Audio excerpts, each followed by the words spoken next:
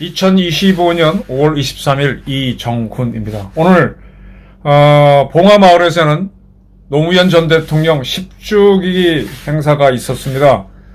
문재인하고 이재명 참석해서 어쩌고저쩌고 떠들었는데, 자, 솔직히 얘기합시다. 노무현 씨가 왜 자살을 했습니까? 그거는 가족의 비리 때문이죠. 지금 김건희 여사가 통일교 측으로부터 샤넬백을 받았다라고 시끄러운데, 그 당시에서는 누가 뭘 받았죠?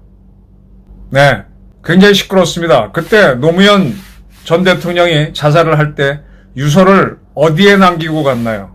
자기 방에 컴퓨터에 가족들한테 하는 말을 남기고 새벽에 나가서 부엉이 마을에서 투신을 했습니다. 그때 뭐 시계 얘기도 나오고 모두 얘기 나오고, 지금 모두가 잊어먹고 있습니다. 지금 김건희 여사, 윤석열 대통령 뭐 백 받은 게 문제라면은 노무현 전 대통령 부부도 문제가 돼야 되죠. 근데 이거는 사람들이 까맣게 잊고 있습니다.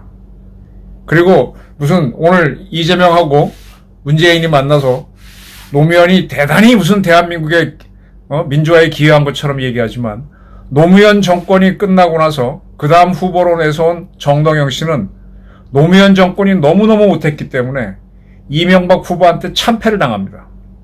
노무현 정권이 인기가 있었으면 그렇게까지 무너지진 않아요. 그 당시 노무현 정권은 전혀 인기도 없었습니다. 그때 2차 남북정상회담 했지만은 사회가 아주 우습게 봤었습니다. 근데 지금은 이 좌파들이 모여서 대단한 뭐가 인물인 것처럼 꾸며놓고 있습니다. 이걸 잘 보셔야 되는 게, 자, 1980년 5.18 사건이 있었습니다. 그 사건에 대해서는 저는 아직도 객관적으로 사태라고, 광주 사태라고 표현하는데, 더 힘센 자들이 이겨서 민주화 운동이라고 규정을 했습니다. 그래 놓고 지금 4.3과 여순 사건까지도 돌려놓으려고 기를 쓰고 있습니다. 4.3과 여순은 대한민국을 부정한 사건입니다. 대한민국에서 진짜 군사 반란을 일으킨 게 특히 여순 사건입니다. 대한민국을 세우려고 하는데 대한민국 군대에 있던 좌파들이 반란을 일으킨 게 군사 반란입니다. 그게 여순 사건입니다. 그리고 4.3 사건은 대한민국 건국을 하는데, 군사적으로 군인들이 하지는 않았지만은 남노당 세력들이 무기고를 털어서 했으니까 그거 진짜 내란이죠.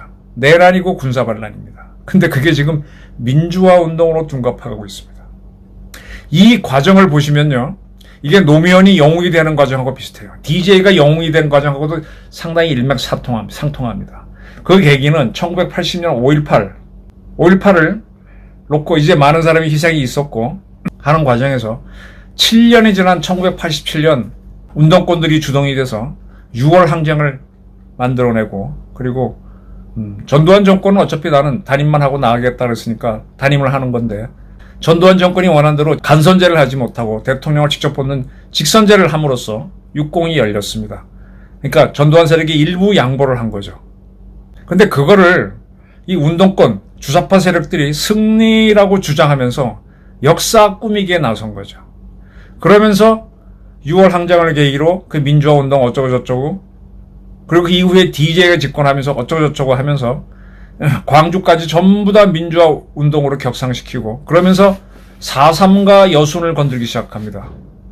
그리고 그런 것들이 노무현 정권 들어와서 건들고 문재인 정권 와서 건들고 하다가 지금은 이게 그 두 대한민국을 부정한 내란과 진짜 군사반란까지도 이제 점점 더 정통성으로 올라가고 있습니다. 반대로 이승만 대통령이 그렇게 목숨을 던져가면서 건국을 한 건국전쟁, 박정희 소장이 목숨을 걸고 했던 5.16 군사혁명은 반란으로 격화되고 있죠. 그리고 12.12에 핀치히터로 나와서 대한민국을 구해낸 전두환 소장의 업적도 밟히고 있습니다.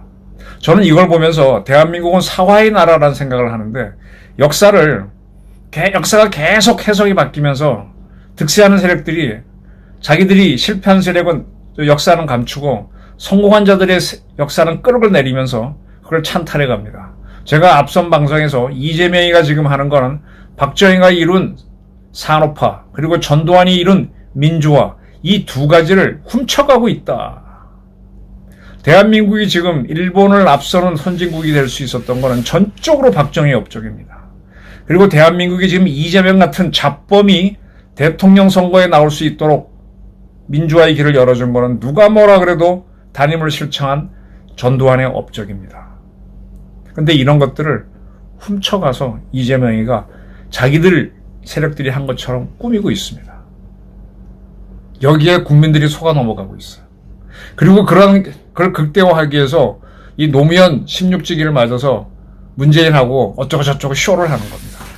그렇게 인기 없던 노무현인데 그러면서 검찰 독재가 심하다 이렇게 얘기하는데 그런가요? 검찰이 독하면은 이재명이 지금 저렇게 대통령 선거에 나와서 문재인 만나서 희희낙락할 수가 있겠습니까? 제가 앞선 방송에서 우종찬 기자의 애국 현대사 만들기라는 다큐를 소개했는데 이 우파들이 이승만하고 박정희 그리고 전두환 이런 사람들은 우리 대한민국이 발전하는 쪽으로 역사를 만들기 위해서 애를 썼습니다. 근데 그런 것들을 하다 보니까 이게 만들어진 역사라 그래서 이 저항감이 있었죠. 제가 참 미안한 일이지만 국사학계, 이 사학계 학자들을 만나보면요. 의외로 좌파들이 많아요. 뭐 이렇게 비판 정신이 높은지. 이게 꼭 조선의 선배들처럼 비판적이야. 아니 대한민국은 민주화, 산업화 아주 성공한 케이스로 달려왔는데 아주 비판적이야. 왜 저렇지? 반대로 공과대학 있는 교수들을 만나보면은 대한민국이 세계 탑에 올라간 게 많다면서 이룬 업적을 자랑하면서 오히려 긍정적입니다. 저는 대한민국 역사를 만드는 사람들이 우리 사회, 우리가 만들어온 역사에 대해서 부정적이구나. 세계사를 한 사람은 조금 더 달라요. 그래서 저는 사실은 제가 박사학위를 받을 때 제 전공이 국제관계사입니다. 대한민국 전에 있었던 조선, 고려, 그 다음에 통일신라, 삼국시대 이런 나라들이 고구려 백제 싸우다가 신라가 됐다가 고려로 내려왔다 이렇게 단일 계통으로만 역사를 보게 되면 잘못된 생각을 갖는다. 저는 세계를 좀 많이 다녀본 사람입니다. 중국도 많이 가보고 만주는 수도 없이 가보고 일본도 자주 가보고 베트남도 여러 차례 가보고 쭉 이렇게 보면서 이렇게 서로 닮은 꼴이 있고 이렇게 비슷하구나.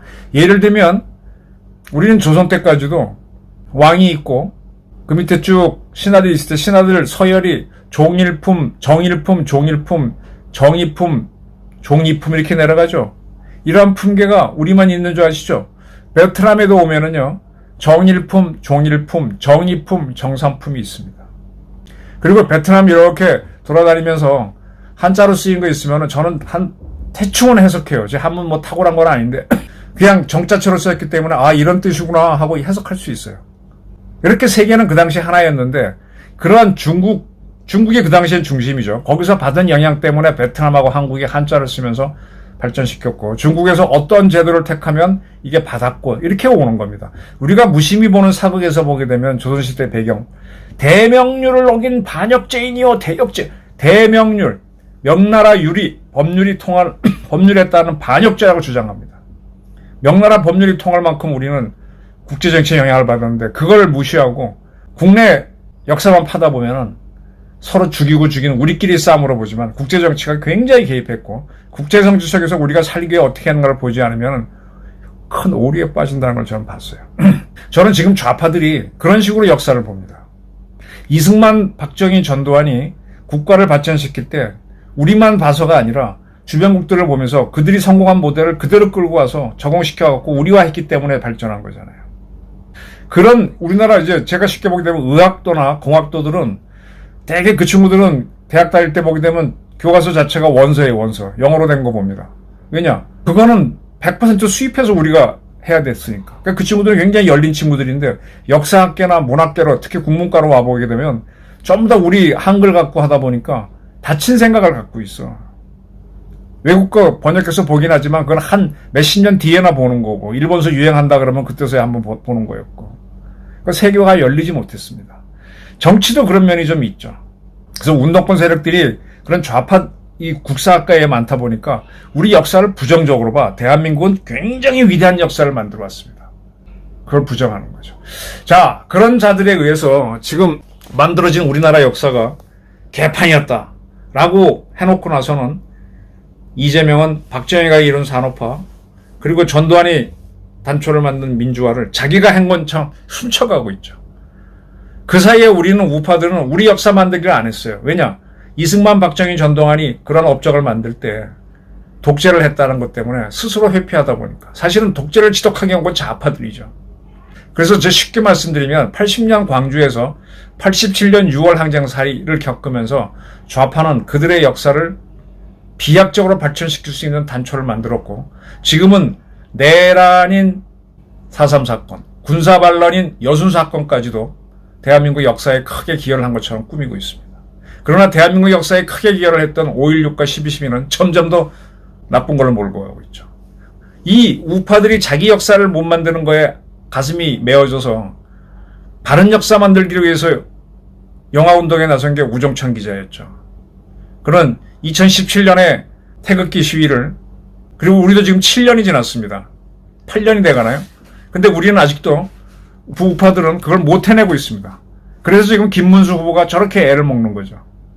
윤석열 정권이 해줬으면 좋았을 텐데 그쪽은 실력이 없었어요. 지금 우파의 위기는 여기에 있습니다. 훨씬 더 많은 거를 하고도 큰아들이 집안에 큰 기여를 했음에도 그가 큰일을 하려면은 다른 사람 움직이게 하려고 야단도 치고 했겠죠. 동생들이 거기에 불만을 품고 뭐 형이 뭐 한 게 뭐 있다고 대들어서 그래 내가 야단친 것도 있어서 좀 뒤로 빼다 보니까 일은 많이 해놓고 권력은 뺏기고 개털이 되는 집안들이 좀 있죠. 나중에 형제간에 분쟁도 일어나고 그러는데 악으로만 뭉친 동생들이 힘을 쓰는 세상, 네, 그 잘 되지 않습니다. 의외로 이 자기가 큰 일을 해왔으면 자기 역사를 만드는 걸 해야 되는데 그 역사를 만들어줄 우리 국사학계가 아주 좌파적이었다는 거예요. 그리고 문학계도 뭐 노벨상 받은 사람 자체도 대한민국을 부정적으로 보려고 그러고 우리 인문학에서의 실패가 이런 결과를 가져왔습니다. 어떻게 보면 제가 늘 공부해 보니까 자연과학, 공학계에서 큰 걸 발견한 것을 인문학계가 인정하면서 역사로 나오면서 다시 또 그 역사를 토대로 자연과학이 발전할 수 있는 이렇게 선순환 구조가 만들어지는데 우리는 반대로 가버렸어요. 둘이 지금 따로 놀고 있어. 사회과학은 중간에서 춤추고 있고 사회과학 쪽에서 다수가 우리 사회를 부정적으로 보는 그런 시각을 이용하고 발전한 거는 자기네 업적으로 훔쳐가면서 지금 대통령 선거를 이상한 방향으로 끌고 가고 있습니다. 김건희 여사 샤넬 백이 문제이면 노무현 가족들은 문제가 없었나요? 근데 오늘 왜 노무현이 저렇게 추앙을 받게 되죠? 전두환 전 대통령이 광주에서 재판을 받는 거는 그거는 당연한 거고 문재인이 서울에 와서 재판받는 거는 왜 안 된다는 얘기가 나오지. 이거는 진짜 대한민국 자기 정성을 다해서 일하다 보면요 반칙도 하게 되고 힘든 일을 하게 됩니다. 그런 사람들이 성공을 이루죠. 어떻게 착한 것만 해서 합니까? 그러려면 성직자로 가야지. 성직자도 착한 일만 해서는 성직자를 못해요. 저도 이렇게 스님들하고 대화하다 보게 되면 공부만 한 스님은 그냥 학승 내지는 뭐 맨날 똑같은 얘기만 하는 스님이 되고 이 사판승이라 그래요. 절을 중창하는 스님들은 검은 돈을 흰 돈 갖고 와서 중창을 하다 보면 여기도 통하고 또 저기도 통하고 하면서 검은 물, 맑은 물, 흐린 물 다 꿀떡꿀떡 삼키면서 갑니다. 나중에 보게 되면 그런 스님이 더 위대한 스님이더라고요. 제가 그렇잖아요. 마이웨이 하고 사는 게 이게 참 폭이 좁고 다시 산다면 절대로 마이웨이 안 하겠다. 제가 그런 얘기를 하는데 예. 그렇게 다양하게 살아오신 우파들이 힘을 놓고 있습니다. 그 사이에 이상한 겨우 하나만 붙잡고 와서 정통성이 있다는 좌파한테 밀리고 있는 거죠. 노무현 16기. 16년의 노무현은요 정말 실패한 대통령이었습니다. 정동영이 처참하게 패한 걸 보면 알죠. 근데 지금 이재명이 윤석열 대통령 파면을 계기로 그 안갚음을 하려고 하고 있습니다. 운동권에 들지도 못했던 아류도 아닌 이재명이 지금 진짜 좌파들은 4.3과 광주와 여순의 정체를 압니다. 그러니까 함부로 못 나서요. 지들은 알아요. 지들이 왜냐하면 그 사람들은 올라가게 되면 자기 가족들 중에 연좌된 사람이 있기 때문에 들어가게 되면 그게 들어가면 집안이 어떻다는 게 나오기 때문에 함부로 못 나섭니다. 그래서 이재명 같은 사람을 이용하는 건데 이재명은 그걸 갖고 대단한 뭔지 떠들고 있거든. 여기에서 지금 한국이 망해가고 있습니다. 지금 트럼프가 한국에서 한 4,500명의 군인을 빼겠다라는 보도가 있었는데 이거 상당히 심각해 봐야 되는 게 대한민국에 있는 미군은요. 전투부대는 미 2사단의 1개 여단입니다. 그리고 미 7공군의 2개 비행단인 전투부대입니다. 비행단은 한 1,000명, 1,500명 정도 되니까 실제 전투부대는 한 3,000명 있는 거고 육군은 사단이 3개 여단 내지 3개 연대로 돼 있죠. 미 2사단이 1개 여단만 한국에 주둔합니다. 그 부대가 빠져나갑니다. 그럼 나머지 주한미군은 뭐냐? 사단급 부대가 작전할 수 있도록 19 전구지원사령부가 주둔하고 있어요. 외관에. 그 부대가 좀 큰 게 있고. 그래서 한 2만 몇천 명이 되는 거죠. 그 다음에 이제 미 8군 예하에 육군 사단 전투를 지원하는 항공여단이라든지 포병여단 같은 게 있어요. 그런 부대들은 있지만 가장 전투의 핵심인 거는 보병여단인데 그 보병여단이 빠져나가는 것처럼 지금 보도가 됐습니다. 괌에 배치해서 즉 중국과 대만 사태에 대비하겠다라는 그런 뉘앙스 같은데 이런 거 나와도 좌파들은 아무 문제의식이 없습니다. 국제관계를 모르니까. 이런 세력들한테 대권을 주겠다라고 해서 대권을 주면 입법, 사법, 행정을 다 주고 천하의 독재자 등장할 겁니다. 좌범이니까 자기가 살기 위해서라도 무지무지 힘을 쓸 겁니다. 이러한 대통령 선거가 코앞에 다가오고 있는데 이준석은 마이웨이 하겠다 그러고 홍준표도 하와이에서 마이웨이 하겠다 그러니까 참 내 저런 사람들하고 왜 같이 놀았지 좀 아쉬움이 많이 드는데 우리 유권자들만이라도 조금 깨어난 생각으로 이게 큰 위기구나. 좌파들은 80에서 87년 사이에 대학가 투쟁을 통해서 역사를 뒤집는 노력을 했는데 우파들은 자기 스스로 업적을 알아주겠거니 하고 망연히 있다가 나이가 늙어가면서 하나씩 다 잃어가고 있구나.